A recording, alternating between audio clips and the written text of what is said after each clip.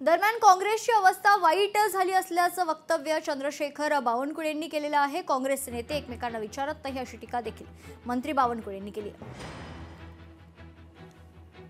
मला वाटलं नगरसेवक बनायचा आहे, जिल्हा परिषद मेंबर बनायचा आहे म्हणून काँग्रेस पार्टीतून भाजपमध्ये लोक येत आहेत। पण त्यांनी सांगितलं साहेब नाही, आम्हाला आता भाजपमध्ये कुठलंही पद नको आहे, कुठलंही तुम्ही नगरपालिका नका बनवू, जिल्हा परिषद मेंबर नका बनवू, पण आम्हाला काँग्रेसमध्ये एवढा करता राहायचं नाही आहे। काँग्रेस पार्टीजवळ आता विकासाचं विजन नाही आहे। एक तर कार्यकर्ता असा म्हणाला काँग्रेस पार्टीचे हाल खूप खराब आहे,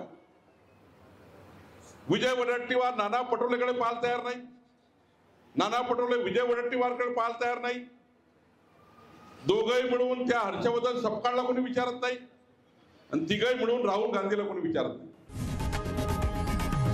लोकशाही मराठी ऐका, पहा, जागरूक रहा।